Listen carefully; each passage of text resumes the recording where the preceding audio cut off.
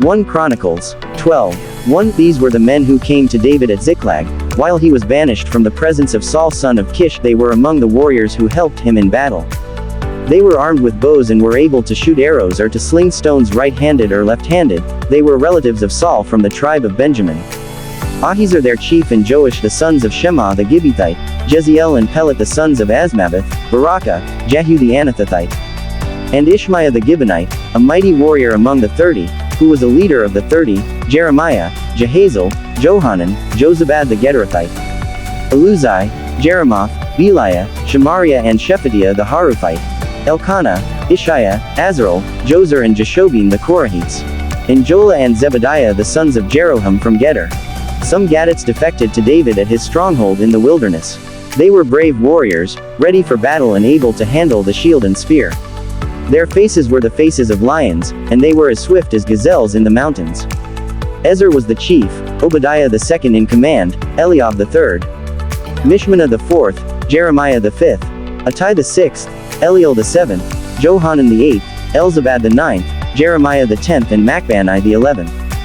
These Gadites were army commanders. The least was a match for 100, and the greatest for 1,000. It was they who crossed the Jordan in the first month when it was overflowing all its banks, and they put to flight everyone living in the valleys, to the east and to the west. Other Benjamites and some men from Judah also came to David in his stronghold. David went out to meet them and said to them, "If you have come to me in peace to help me, I am ready for you to join me. But if you have come to betray me to my enemies when my hands are free from violence, may the God of our ancestors see it and judge you." Then the Spirit came on Amasai, chief of the 30, and he said, "We are yours, David. We are with you, son of Jesse. Success, success to you, and success to those who help you, for your God will help you." So David received them and made them leaders of his raiding bands. Some of the tribe of Manasseh defected to David when he went with the Philistines to fight against Saul.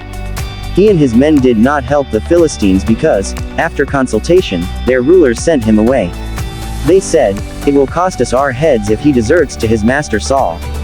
When David went to Ziklag, these were the men of Manasseh who defected to him: Adnah, Jozabad, Jediel, Michael, Jozabad, Elihu and Zillethai, leaders of units of 1,000 in Manasseh. They helped David against raiding bands, for all of them were brave warriors, and they were commanders in his army. Day after day men came to help David, until he had a great army, like the army of God. These are the numbers of the men armed for battle who came to David at Hebron to turn Saul's kingdom over to him, as the Lord had said. From Judah, carrying shield and spear, 6,800 armed for battle. From Simeon, warriors ready for battle, 7,100. From Levi, 4,600. Including Jehoiada, leader of the family of Aaron, with 3,700 men. And Zadok, a brave young warrior, with 22 officers from his family. From Benjamin, Saul's tribe, 3,000, most of whom had remained loyal to Saul's house until then. From Ephraim, brave warriors, famous in their own clans, 20,800. From half the tribe of Manasseh, designated by name to come and make David king, 18,000.